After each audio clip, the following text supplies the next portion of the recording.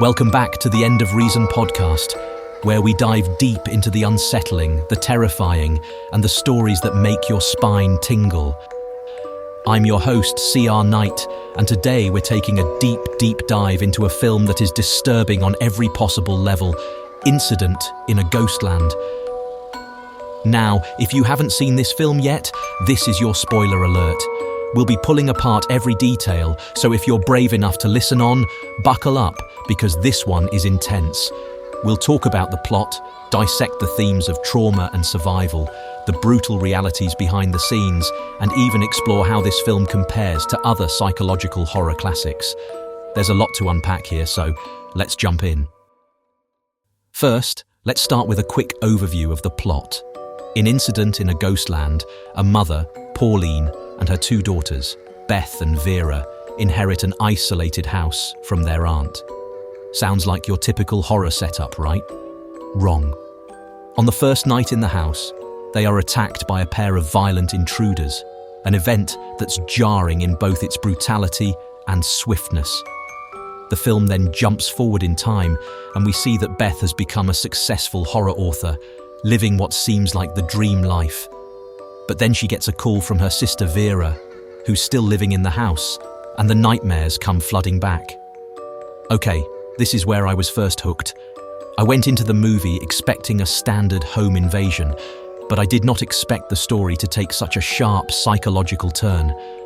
When I saw Beth living her ideal life, it felt too perfect. You could tell something wasn't right. And then, when the film slowly peels back the layers of Beth's fantasy world, it's gut-wrenching. I've heard some people say they saw the twist coming. What about you guys? When did you start suspecting that all wasn't as it seemed? Was it Beth's success as an author that tipped you off, or was it something subtler, like the interactions with her family? I think for me, the real tension started building when Beth returned to the house. The dynamic between the sisters is fascinating. Vera seems mentally unhinged, screaming and self-harming, but there's something raw and real in her desperation to make Beth realize the truth. Let's talk about that twist. At a certain point, we realize that Beth has been living inside her mind, in a fantasy world where she's a famous writer, while in reality, she's still trapped in the house with her sister, enduring daily torment. The twist is so well done because it completely reframes everything we thought we knew about the story. Suddenly, we're forced to see that Vera was right all along. Her desperate screams to wake up take on a horrifying new meaning. It's this twist that divides audiences. Some people say it's genius, while others feel it's manipulative. What do you think? Does the twist work for you, or does it feel like it comes out of nowhere? Let me know in the comments or on social media. I have to admit, the first time I watched it, I was floored. Pascal Laugier really knows how to mess with your mind. He did it with Martyrs, and he does it again here. But the big difference with Incident in a Ghostland is how it explores the theme of mental escape as a coping mechanism for trauma. This isn't just a cheap twist. It's a reflection of how people sometimes create alternate realities to shield themselves from unbearable pain.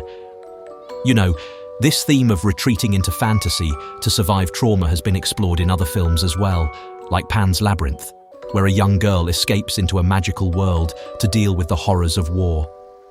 But Incident in a Ghostland takes it a step further by making the fantasy so deeply embedded in the character's mind that even we as the audience are fooled. What's so disturbing is that while Beth gets to escape into this perfect life, Vera is stuck in reality, suffering through the horrors. Let's talk more about the sisters, because their relationship is the emotional core of the film. Beth is the dreamer, the one who writes horror stories, but can't confront real-life horrors. Vera, on the other hand, is the fighter. She never gives up, even when things are at their worst. I find their dynamic fascinating because, in many ways, it's a reversal of what you might expect. You'd think the horror writer would be the one more attuned to danger, but it's Vera who understands the situation from the beginning. She's the realist. Beth, meanwhile, retreats into her imagination, using it as a shield. I wonder, how do you all feel about Beth's character? Is she relatable? Do we sympathize with her for wanting to escape? Or do we feel more for Vera, who's left to deal with reality alone? I go back and forth on this myself. On one hand, Beth's reaction is understandable. Who wouldn't want to escape that nightmare? But on the other hand, Vera's suffering makes Beth's retreat feel almost selfish. What do you think? It's interesting because, in many ways, Vera represents the reality of trauma, the one who has to live through the pain without an escape. Beth's fantasy world is a coping mechanism, but it also becomes her prison. It's tragic because while she thinks she's protecting herself, she's actually prolonging her own suffering. That's what makes their dynamic so heartbreaking. Vera keeps trying to pull her back into the real world, but Beth is too afraid to confront it. Now let's shift gears and talk about the horror elements in Incident in a Ghostland. This is not a subtle film when it comes to violence and terror. Pascal Laugier really leans into the brutality, both physical and psychological. The intruders themselves, the candy truck woman and the large, mentally disturbed man, are terrifying in their own right, but it's the way the camera lingers on the aftermath of violence that makes this film hard to watch. There's no escape from the horror, and it's relentless. The visuals in this film are striking too. The house itself feels like a character, claustrophobic, decaying, full of old dolls and strange objects that make you feel uneasy from the moment they step inside. What did you think of the set design? Did it add to the creepiness for you? I definitely found myself checking my own house after watching this one. And the sound design is something else. Every creak of the floorboards, every scream, every moment of silence is perfectly crafted to build tension. The moments when Beth's reality begins to crack are especially well done, with the sound warping and distorting to signal that something's not right. Laugier uses these techniques to keep you on edge the entire time. It's a masterclass in psychological horror. Now, I want to talk about something that takes the horror beyond the screen. If you've heard about the production of Incident in a Ghostland, you probably know about the tragic accident that happened on set. Taylor Hickson, who plays the young version of Vera, was seriously injured during filming. She was asked to bang on a glass door, and the glass shattered, causing a deep cut to her face that required 70 stitches. It's a real-life horror story that adds an eerie layer to the film. Imagine, you're filming a horror movie, and then something horrific happens for real. Taylor Hickson has been very open about how this injury has affected her career and her life. She sued the production company, and it's hard not to feel a deep sense of sadness when you hear about her story. For a movie that's already about trauma, to know that this kind of trauma happened off-screen is just heartbreaking. It's one of those moments where you can't separate the fiction from the real-life horror. I mean, Taylor was injured while filming a scene that was supposed to terrify us, and instead, she was the one left scarred. Literally. It brings up this larger question: how far should filmmakers push actors for the sake of creating horror? Should safety ever be compromised for the sake of making a movie scarier? I know this is a question that comes up a lot in horror, especially with films that involve extreme physical or psychological demands on actors. Do you think directors and producers need to be held more accountable in situations like this? Or is it just the nature of making horror films that some things go wrong? I'd love to hear your thoughts, so feel free to drop a comment or reach out on social media. It's tough because, on the one hand, horror often requires actors to put themselves in physically uncomfortable or emotionally draining situations to achieve that raw, authentic terror we crave as an audience. But at what cost? And in this case, the cost was Taylor's face and her career. It's hard not to think about that every time her character is on screen, especially in the more intense moments of the movie. It just gives the whole experience an added weight that should have never been there, knowing that someone was permanently affected in real life. That's not to say the entire film should be condemned because of this, but it definitely colors how I view it now in a negative light. It raises ethical questions about the lengths we should go to for art, especially in a genre like horror. where pushing boundaries is often part of the appeal. Let's take a step back and compare Incident in a Ghostland to other films in the psychological horror genre. I've already mentioned Pascal Laugier's Martyrs, which is probably his most famous work.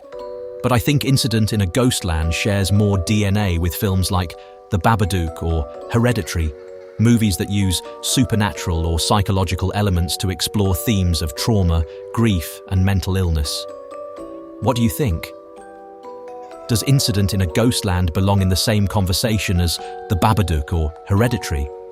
Or is it in a category of its own because of its extreme violence? I personally think it fits right in with those other films, but with an added layer of brutality that sets it apart. One major difference, though, is the level of violence. While films like The Babadook and Hereditary are more focused on psychological horror, Incident in a Ghostland is more in your face with its brutality. The home invasion scene, in particular, is one of the most violent and shocking sequences in recent horror memory. But what makes it even more disturbing is that the violence is rooted in very real fears: home invasion, physical assault, and the psychological aftermath of trauma. There's no supernatural force to blame here, just human monsters. It makes me wonder, why are some of us so drawn to these extreme forms of horror? What is it about films like Incident in a Ghostland, Martyrs, or even Saw that keep us coming back, despite, or maybe because of, their brutality? Are we seeking catharsis, a way to confront our own fears, or is it simply the thrill of surviving the experience as an audience member? I know people who can't stomach these kinds of films, and I get that. But for others, there's something almost therapeutic in facing such intense, visceral horror from the safety of a movie theatre or our own living rooms. What about you? Do you find extreme horror appealing, or do you draw the line at a certain point? Let me know where you stand. Personally, I think films like Incident in a Ghostland work best when they combine psychological depth with the violence, which this one does pretty effectively. The violence isn't just there for shock value, it's part of a larger commentary on trauma. Let's dive deeper into the themes of trauma and survival, because I think that's where Incident in a Ghostland really shines. As we've discussed, Beth's coping mechanism is to retreat into a fantasy world where she's a successful writer. But this isn't just an escape, it's also a way for her to reclaim her identity. Before the attack, Beth was the dreamer, the storyteller. Her way of dealing with the horror is to go back to that version of herself, to create a world where she's in control, where she's powerful. But it's a false identity, a facade that ultimately crumbles. I think a lot of us can relate to that on some level. We all have ways of coping with trauma, and sometimes those coping mechanisms involve creating a version of ourselves that's stronger or more successful than we feel in real life. But at what point does that become unhealthy? At what point do we need to face reality instead of escaping into fantasy? It's also interesting how Vera's survival contrasts with Beth's. Vera, the one who stays grounded in reality, is the one who endures the most suffering. She's physically and emotionally broken by the end, but she's also the one who never stops fighting. Her strength is in her refusal to retreat into fantasy, even though it means she has to face the horror head-on every day. It's a heartbreaking portrayal of survival because, while she survives in the physical sense, her spirit is crushed. This idea of survival at a cost is something we see in real life all the time, especially with trauma survivors. People who endure unimaginable horrors often come out the other side changed, sometimes stronger, but often scarred in ways that aren't visible to the outside world. Vera's scars are both physical and emotional, and I think that's one of the film's strongest points. It doesn't shy away from showing the long-term effects of trauma, even after the immediate danger is over. Now, let's address the elephant in the room. Incident in a Ghostland is an extremely disturbing film. There's no getting around that. It's brutal, it's unrelenting, and it's definitely not for everyone. Some critics have argued that it goes too far, that the violence and trauma are exploitative rather than meaningful. I can see where they're coming from. The line between horror and exploitation is always a fine one, and this film walks right on that edge. What do you think? Does the film go too far, or do you think it's justified in its portrayal of trauma? For me, it's a difficult question to answer. On the one hand, I think the violence serves a purpose. It's meant to make us uncomfortable, to force us to confront the reality of trauma. But on the other hand, there are moments where it feels like the film is lingering on the violence for shock value, and that can be off-putting. Let me know your thoughts. I think it ultimately comes down to what you're looking for in a horror film. If you're someone who enjoys extreme horror that pushes boundaries, then Incident in a Ghostland is probably right up your alley. But if you're someone who prefers more psychological horror without the graphic violence, this one might be too much. It's definitely not a film I'd recommend to everyone, but for those who can handle it, I think it offers a lot to unpack. So, after all that, where do I stand on Incident in a Ghostland? Personally, I think it's a powerful, disturbing film that uses its brutality to explore deep psychological themes. It's not perfect, and I can understand why some viewers might find it too much, but I also think it's a film that stays with you long after the credits roll. The performances are strong, the direction is tight, and the twist is one of the most memorable in recent horror. But it's definitely not for the faint of heart. I would give this movie a 4 out of 5. I'd love to hear your final thoughts. Did this movie stick with you, or was it too much to handle? Do you think it belongs in the same category as films like Hereditary and The Babadook, or is it too extreme to be considered alongside those? Let's keep the conversation going. Reach out on social media or drop a comment and let me know where you stand.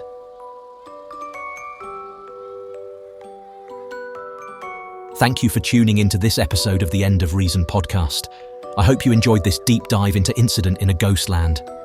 As always, if you liked what you heard, make sure to subscribe and leave us a review. Your feedback helps us bring more in-depth analyses of your favorite films. Until then, I'm CR Knight. Stay curious, stay fearless, and keep questioning everything.